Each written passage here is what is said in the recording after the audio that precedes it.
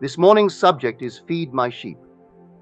This is simply saying, practice the truths you have heard, for it means to shepherd the thoughts of the mind.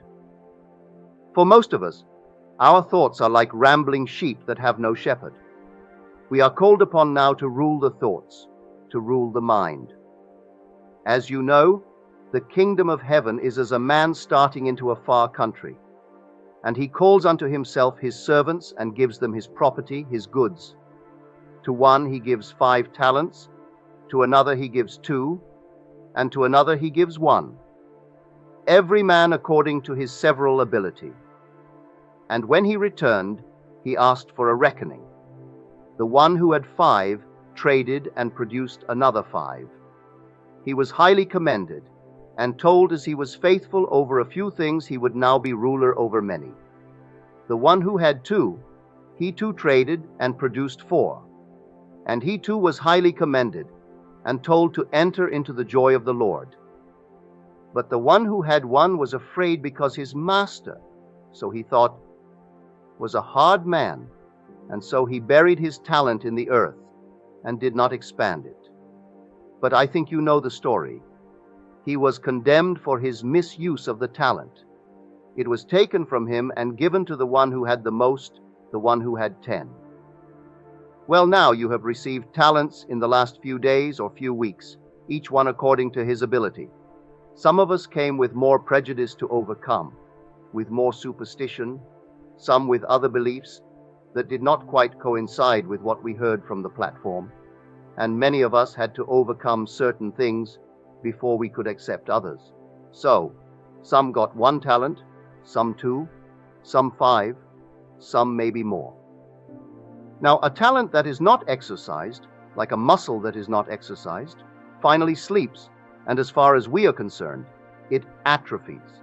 It doesn't really die, but it goes so sound asleep, it might just as well not be part of ours.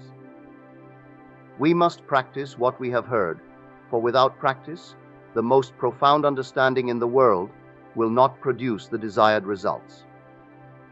So a little talent, call it a talent now, if you really expand it, if you exercise it, will be far more profitable than many talents that you do not exercise. This morning, we will just take 1 or 2 of the talents that we offer you. I can't force them upon you. We offer you. Here is a statement from the book of Amos. I will sift the house of Israel among all nations, like as corn is sifted in a sieve, yet shall not the least grain fall upon the earth. I will sift him and scatter him all over the nations of the world, but not the least grain shall fall upon the earth. Do you know who Israel is? Who this Jacob is? The Israel means is real. You can't find it on the earth. Don't look for it on the earth, and yet you must find him. For formed him in the womb to be my servant and to bring Jacob, which is Israel, again unto me. Isaiah 49:5. So you and I were formed from the womb to be the servant and to bring Jacob unto the Lord. He is scattered all over the world, but you will not find him.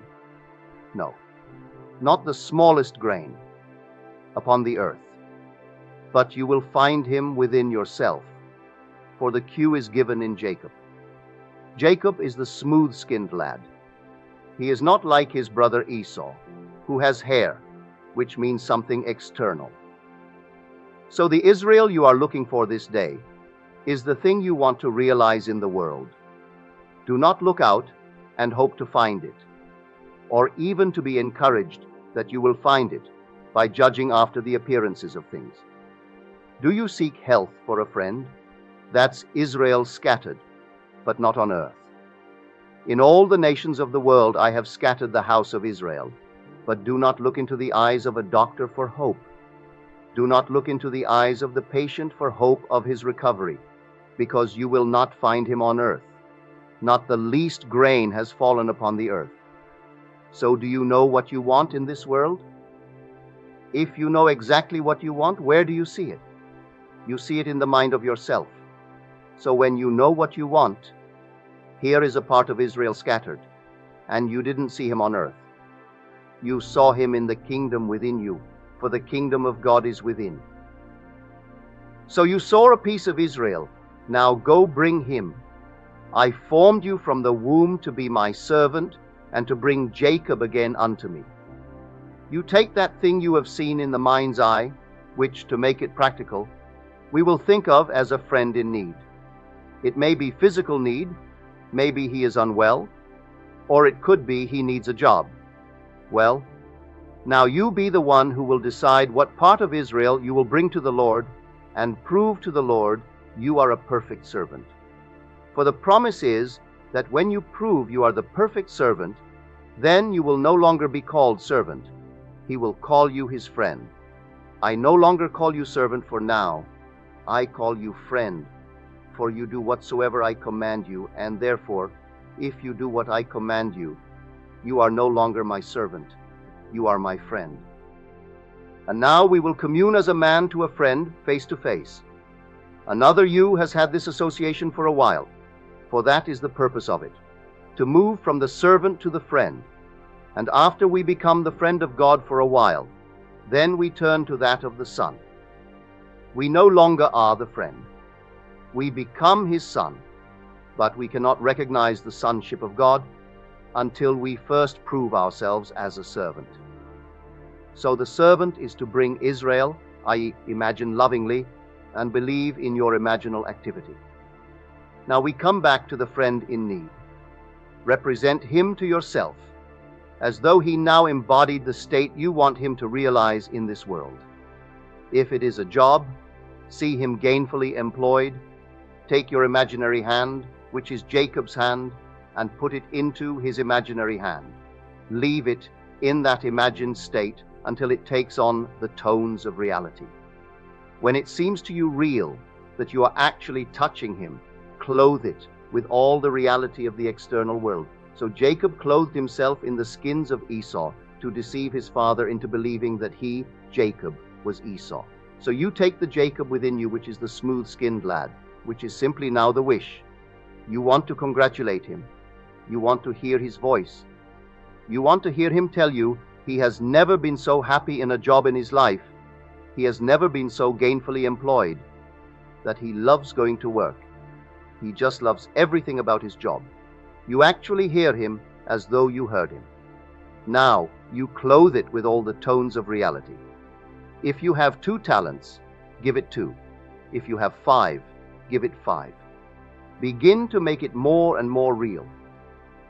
The day will come, maybe this day, you will so clothe your Israel with the skins of Esau that you can actually bring it as an objective fact to your father and prove you are a servant. For he formed you from the womb to actually be his servant. And what is the servant to do? To bring Jacob unto me again.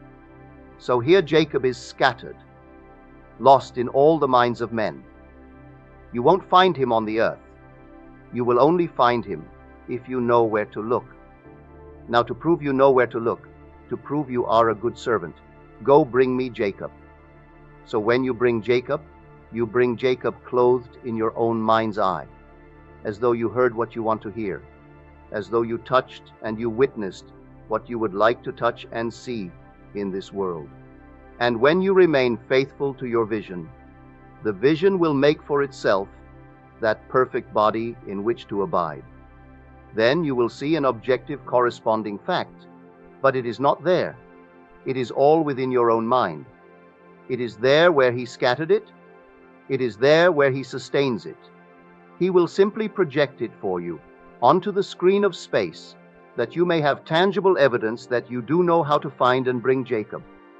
If I know how to go searching for my Israel, if I know how to go looking for him, and how to clothe him, and give him the appearance of reality, and I don't do it, then I am not the good servant who took the 5 talents and expanded them. I am the one who buried it. Now, some of us are almost afraid to test it, because we are comforted if we can believe this without quite putting it to the test. For if we put it to the test and we fail, then we have no faith. We cannot go back to the former comfort that we enjoyed, say, in a more orthodox meeting. We thought we would find it here, and if I don't test it, and prove it to my own satisfaction, then I have neither the old comfort of the orthodox concept nor the comfort that I enjoyed here, for I disproved it. So I invite you to attempt, if you will, to disprove it. You can't disprove it, but if you go out knowing where to look for your Israel, knowing why you are fashioned from the womb to be a servant, that is the first stage. Until you test yourself, until you prove you can do it, you are not a servant of the Lord. But as you become a servant of the Lord, He will make you His friend. Then the relationship will be on a higher level. You will commune with your Father as a man does with a friend, face to face. You will not see Him as an object in space, but you will actually know how to bring about a wished-for state of mind. Bring it about at will. As you can bring about a wished-for state of mind, you have made of the deep, which is your Father, a friend. And you will actually know that companionship between the deep of self and you, the being that is really a wonderful imagination. Then the day will come. Having been a wonderful friend of God, the seal will be broken, and you will be revealed as the being you really are, which is the Son of God and the Father.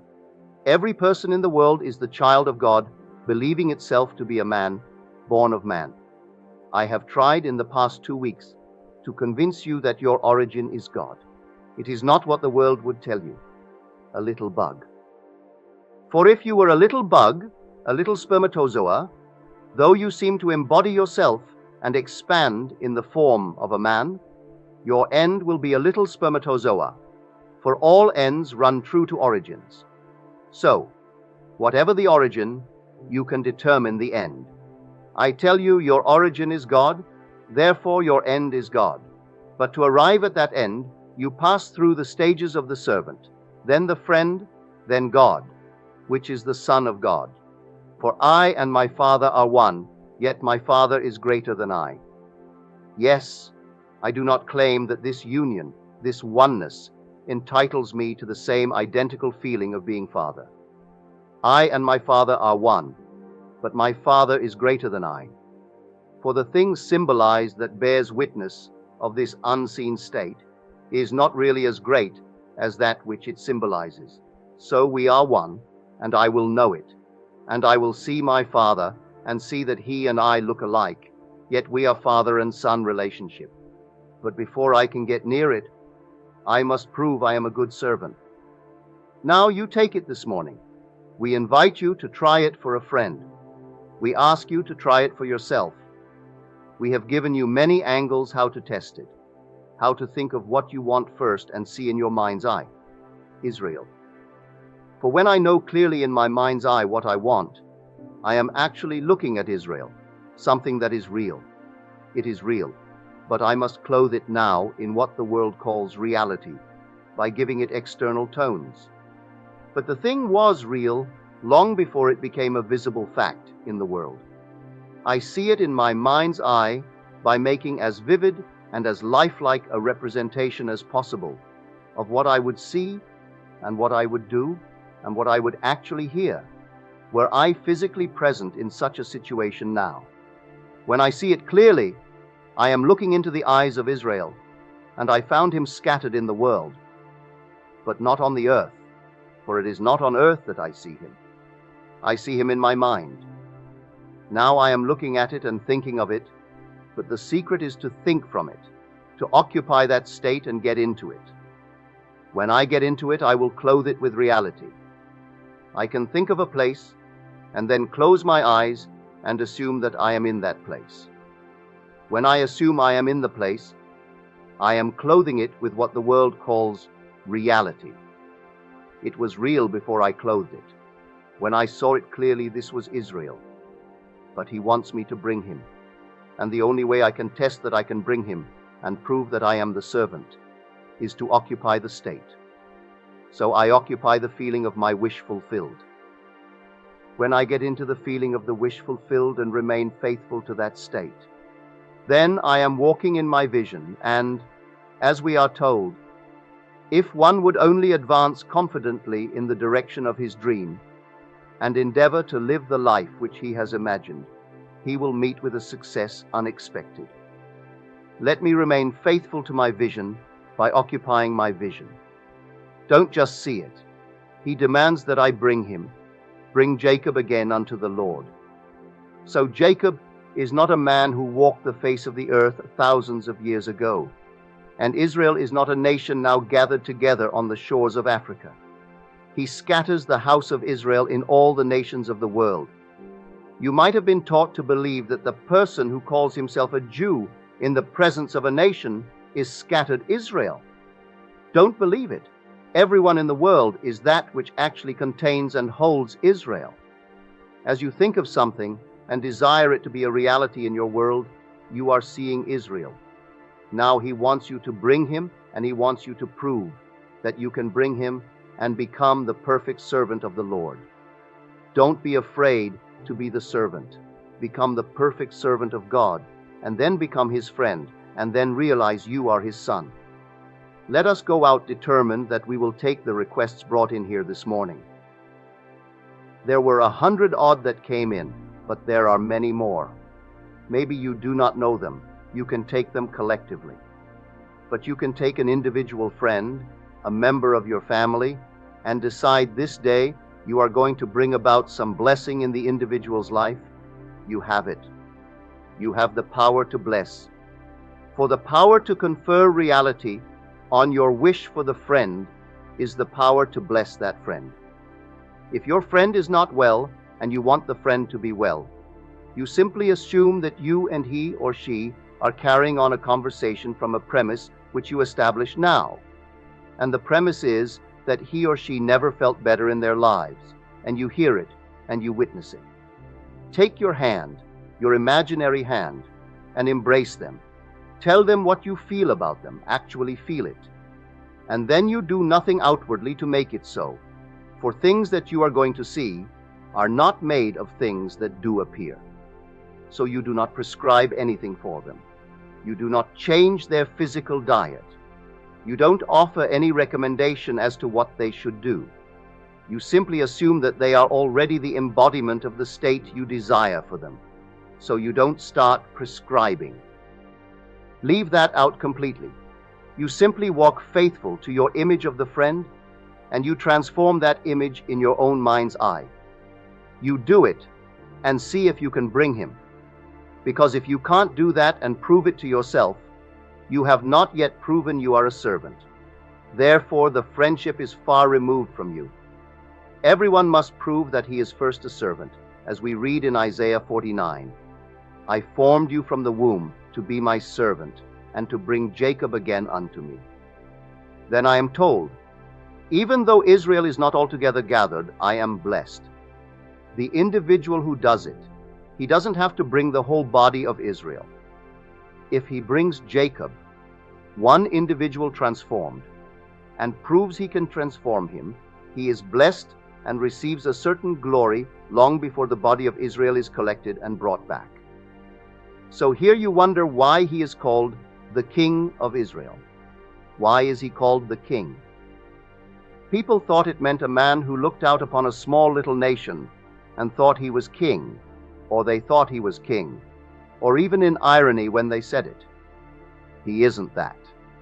The individual who becomes son is truly king of the whole vast world of Israel, or of the ideas floating in the mind of man. For he is their shepherd, he is their king. He can command any idea to clothe itself in form. That is the King of Israel. That is the one that can make real a state that is only a wish. Israel is the true Israel. Here, long before we become that, lifted up, we must start to discipline the mind to become the perfect servant. There is no better time to start than now. If you are afraid to try it, then I wouldn't know what to tell you, because in this place you must test it.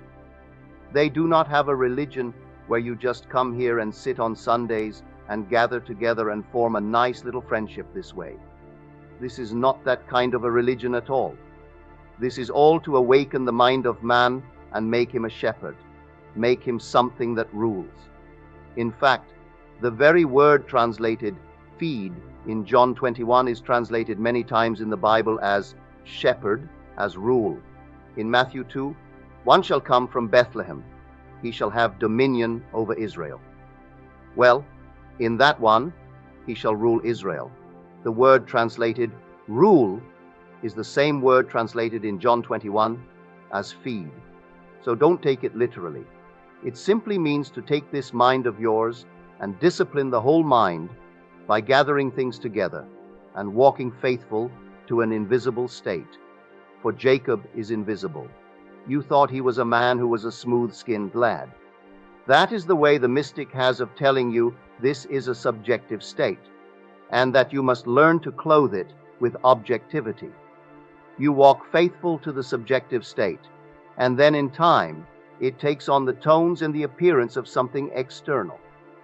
The moment you detach your mind from that state, though at the moment of detachment it had some corresponding external witness, it will begin to fade. If you detach your mind from success in the midst of success, success as a reality outside of you fades and vanishes from your world. And then whatever you put your mind on, it takes the place of proving success was not on the outside at all. It was within you. You clothed it for a moment and gave it the appearance of reality. But the day you are not faithful to the consciousness of being successful, the seeming solid reality of success vanishes from your world, proving itself to be the shadow it always was. And the reality, the light of success, was the idea in you with which you were identified. So if I assume that I am, and I name it, and I remain faithful to it, it comes out and makes itself seemingly real. If I cease to assume it and sustain it, it slowly vanishes from my world. And if it vanishes, I might think the reality was there. I have forgotten how to bring Jacob. I have forgotten how to bring him to the Lord. So here let us remember where Israel is. It's not in the Near East. Israel is scattered in all the nations of the world, in your mind. That is where he is. And now, you have a purpose in this world, and if you really love the teaching, as the words are, lovest thou me, you say you are faithful. Peter, do you love me? He doesn't call him Peter, by the way. He calls him Simon. He never calls him Peter in any parts of the Bible. He is referred to as Peter. But whenever he is addressed by the central figure of the Gospels, he always calls him Simon. And Simon means to hear, it means to listen. Well, have you heard?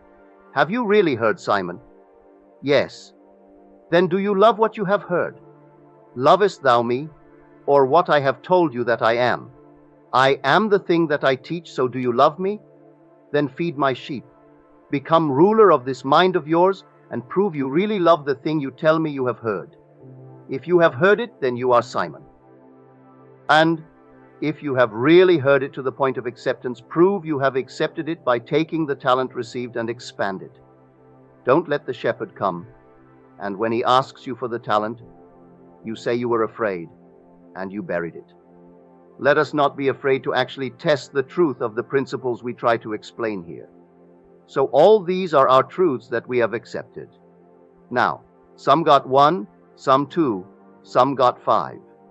We have done our best in the past 2 weeks to give you all that we could within 2 weeks, unfolded from the Bible. We showed you the Bible as a mystery, that all your members are buried, not in one little book, but in all the books. They are all telling you the story about yourself, how God became you that you may become God, how God died to become man in the sense of forgetting that he was God as he awoke as man. Man walking the earth has no knowledge he is God, and the individual who dares to claim that he is and tells you that you are is usually condemned by those who appoint themselves as teachers. That is the blind leading the blind, and they will call you arrogant if you dare to even demonstrate the power of the mind. And they will tell you that's not right. You are taking back from God the thing that belonged to God. You see, they are sound asleep. They don't realize that God became man for one purpose, that he may have the companionship of sons as gods. So man must awaken and realize who he really is, and he realizes that by starting first as a servant. I have given you, I think, a perfect technique to prove that you are a servant. Try it today.